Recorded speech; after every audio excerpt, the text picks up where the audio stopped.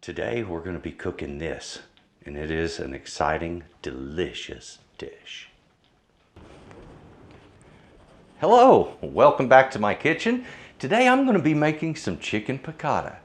Now this is a dish that I haven't made in years, but it used to be one of my favorite dishes. I would come home after work and kick out a quick chicken piccata just like that. It is so easy to make, so doggone delicious. Folks, this makes an easy weeknight meal, so if you're looking for something simple and easy to do on your weeknights, it's a great recipe for that. It also comes out pretty quick. What takes the longest is if you're doing something like pasta with it, like spaghetti or something, that's what takes the longest, is getting the water to boil for that. All right, because making this doesn't take long at all. Now, a piccata is a special way of preparing chicken. It's an Italian dish.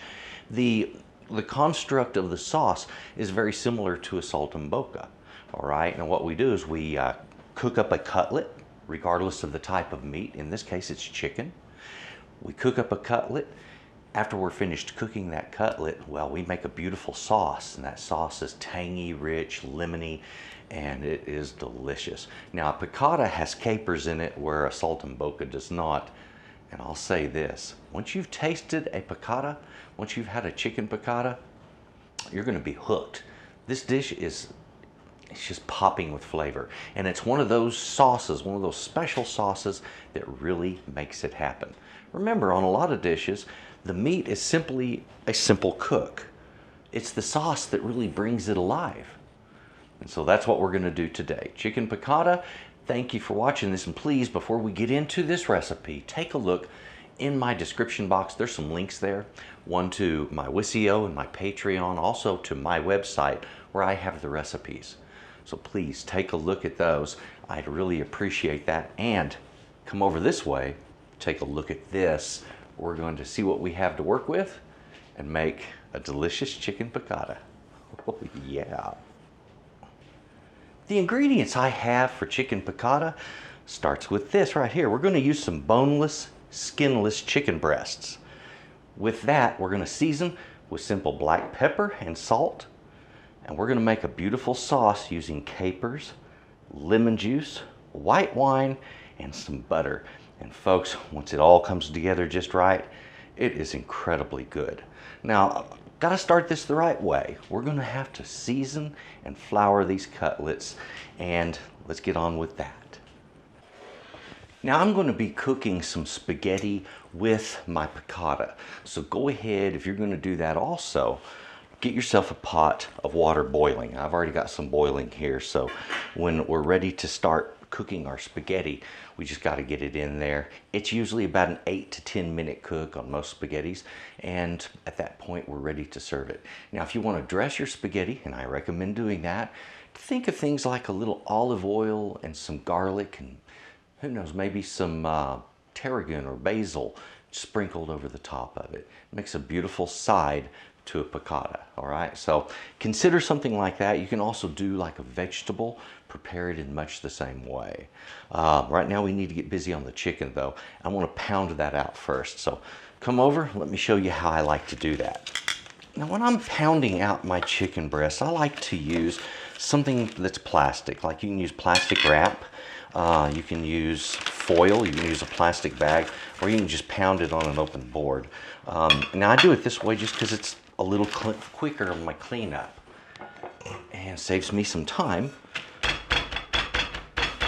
Now, something I will mention that you can do, let me get those out of my way. When you're doing this, if you wish to not have to make a mess of another bowl or something like that, you can add flour to this bag to flour your fillets, okay? So season them and then put them back in the bag and flour them if you wish. Now I'm going to go ahead and pound out these chicken breasts. And if you'll notice, I'm not hitting them hard. I'm hitting them lightly and with the curved end of that skillet. You can use your hand, just like this.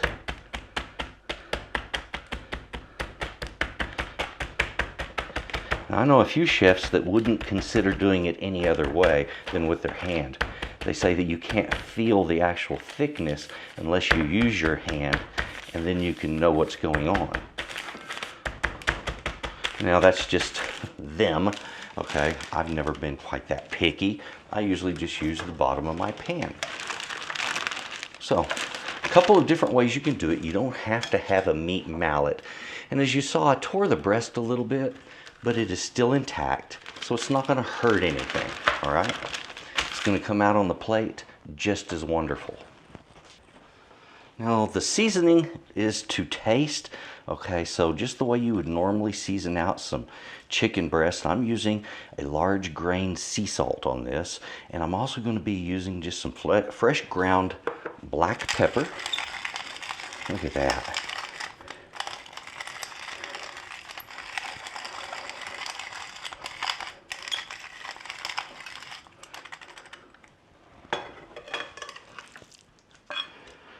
So now there's a couple of things that whole pounding process does for our chicken, but I think the most important thing of all that it does is to make the chicken cook a little more evenly.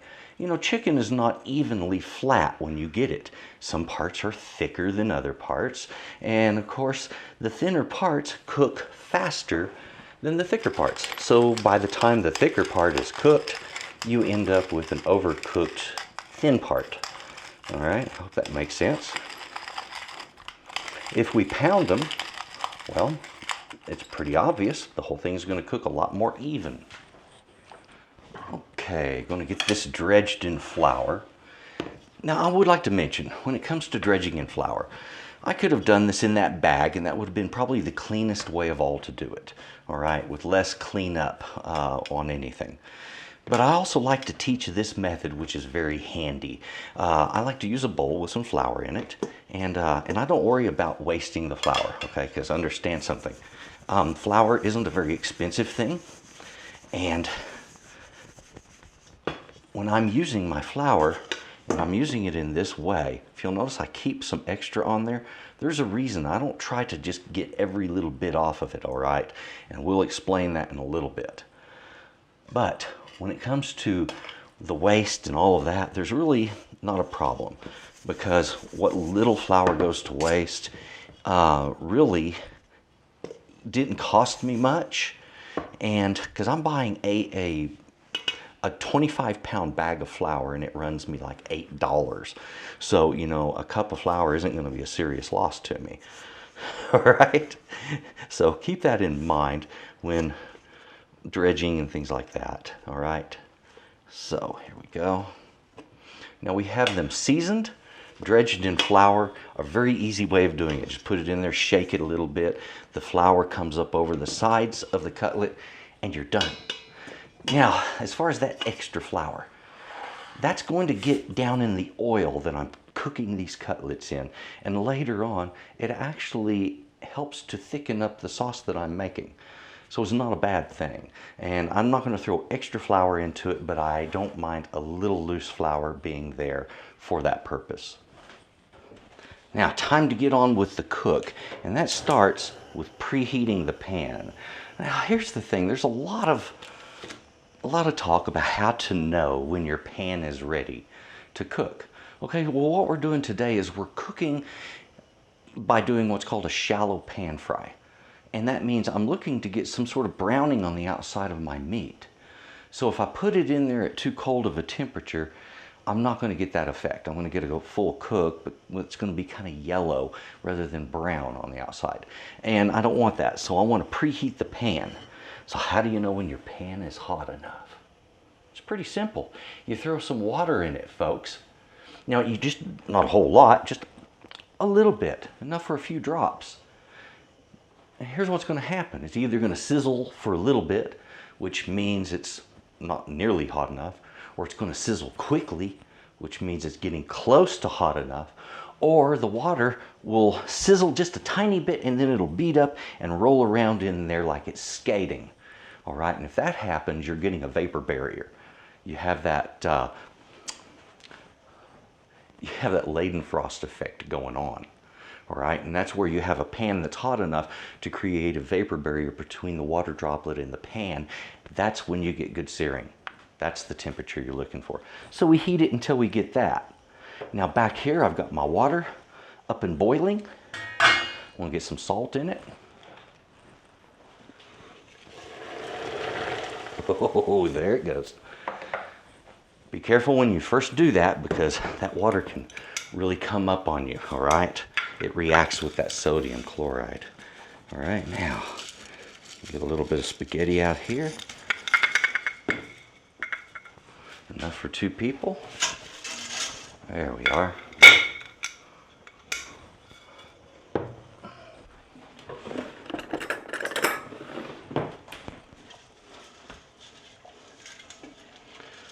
All right, so when I put something in there like that, I'm going to start a timer so I can keep up with how long I have it going on, all right? So there's my spaghetti timer. Now this I need to test. Come over this way, take a look at it as we test it. We'll see what we have. Just a little bit of water. Okay, sizzled off quickly, starting to bead, which means we're getting close to the right temperature.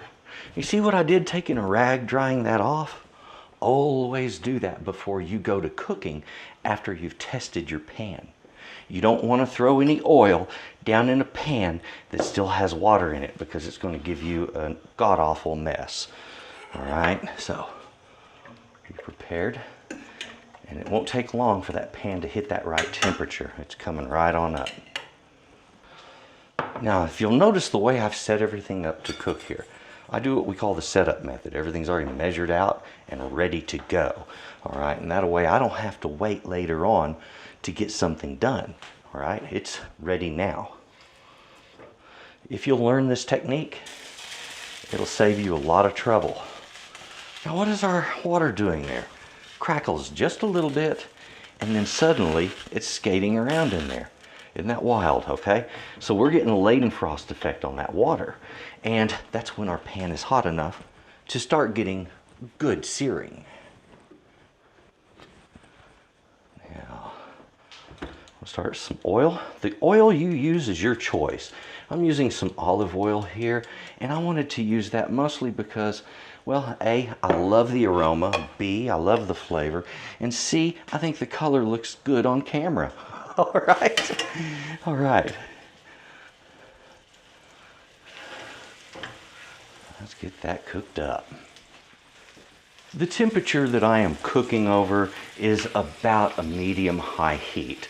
All right, now it's going to bring that temperature down on that pan when you first put the meat in there. Don't worry about that. It'll recover. Just keep that heat constant, all right? What we're looking for is a beautiful golden brown, and then I'll turn it. Now, I don't want to sit here and repeatedly turn my meat. I want to turn it one time.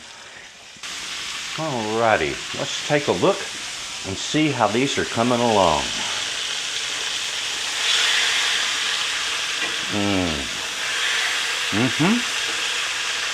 I would say that's what I call delicious looking. Yeah. We'll let that keep cooking until it's fully cooked on the second side, and then we're ready to make our sauce. Now we have gotten our chicken cooked. Beautiful brown bottom. Oh yeah. This is ready to be turned into a sauce. So we got this beautiful fond in the bottom of the pan. That's that brown stuff you see there. I need to break that loose and start in with my flavor. So that starts with a good acidic liquid like lemon juice.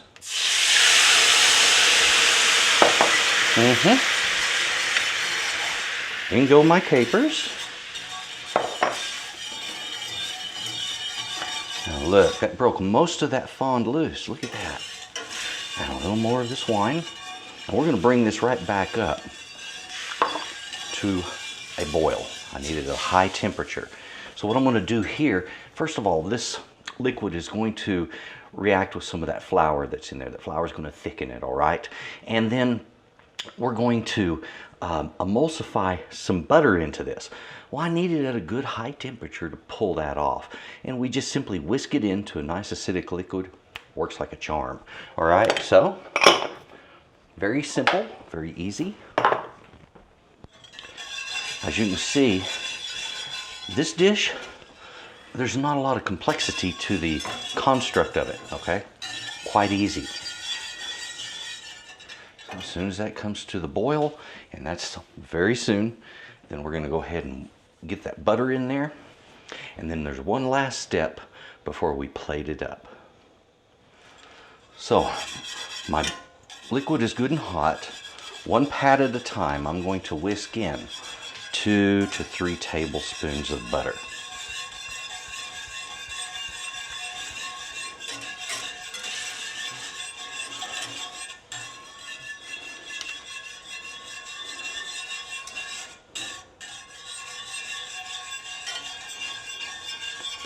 The sauce for this dish, what I'm making right here, ladies and gentlemen, this is heavenly. It really is.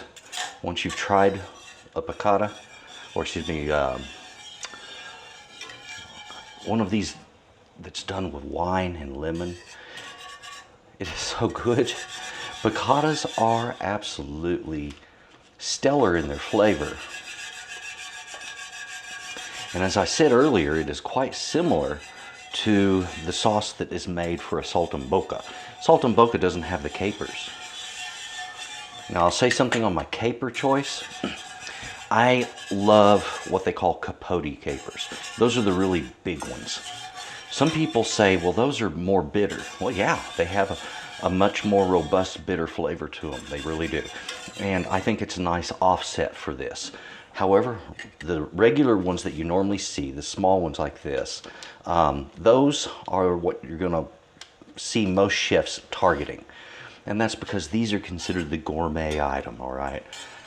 All right, well, I'm gonna say this. You try each one and go with one that you like the best.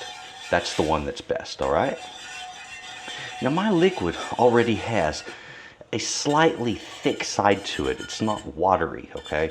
And that's because of the flour that was in the bottom of the pan when I put those liquids in there. All right, so we have this. It's going on great. What I need to do now, I'm gonna lower the temperature on this. I'm gonna place my cutlets. Come on, work with me here. I'm gonna put my cutlets right back into that pan.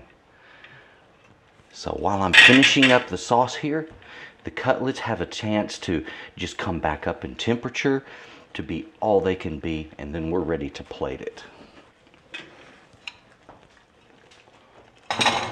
As far as how long do I leave them in there to cook, generally no more than just a couple of minutes, all right? And they don't have to cook at a high temperature. Once the sauce is made, we just need it to stay warm for the most part. So the quantity of everything that I used today, and this is for 2 servings, used 2 boneless, skinless chicken breasts. I used about 1/2 to 3/4 of a cup of flour that I dredged that in. And of course, just lightly sprinkled with salt and pepper. So it's not really a measured amount. It's mostly to taste. All right, now on my capers back here, I used 1/4 of a cup of capers. I used 1/4 of a cup of lemon juice, and I used 3/4 of a cup of white wine. Now the kind of white wine you use is up to you. I like to use something that is really acidic and very bright. So anything that's like that will work really well. This one is very similar to a Riesling, even though it's not a Riesling. It's an American-made blended white. I recommend something like that, or maybe that you use a Pinot Grigio would be a really nice choice. So that way you got that Italian wine going on. Now, as far as how much butter, we're just whisking in a few tablespoons of butter, emulsifying it in to make that beautiful sauce that you just saw. So let's look at the finished product and see what we've got. And there they are. That's what they look like once they've been fully cooked and they've got their sauce simmering. It's a beautiful thing. All I have to do now is plate it up and enjoy.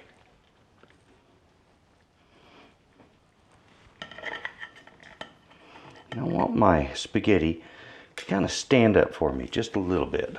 So just a small twirl. I'll get my chicken over here.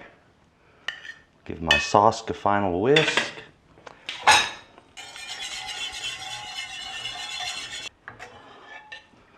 Let's get that spooned up right over the top here.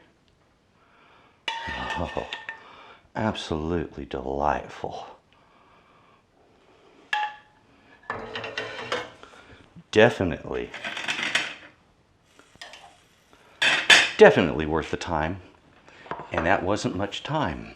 Ladies and gentlemen, let me stop it, 24 minutes right there on my timer.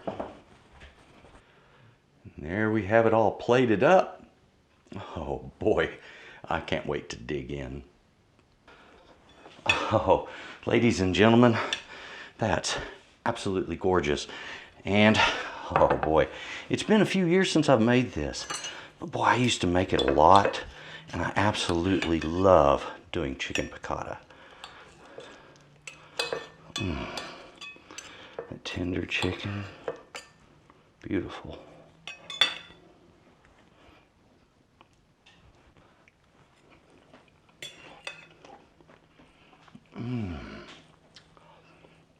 Just love those capers. Lemony, rich, buttery. The capers are exploding with flavor. I just love it like this. Folks, please try this. You're going to enjoy this recipe. And look at it this way. Perfect meal for that weeknight dinner thing, all right? The easy weeknight meal truly is so easy. And in this case, pretty doggone quick. The total cook time, 24 minutes for the whole thing, all right? And that was when we started that pasta, is when we set that timer. Equals delicious. Give this a try. Thank you for watching. Please, description box, once again, take a look at my links there. If you'd like to help me out on Patreon or Wisio, please do so. Check out my website. That's where you get my recipes in PDF format. And also, please drop me a comment, thumbs up. If you haven't subscribed, it doesn't make sense that you haven't. Just go ahead and hit the bell so you know when I post delicious stuff. Thank you for watching. You folks have a good day. Ooh, you and me.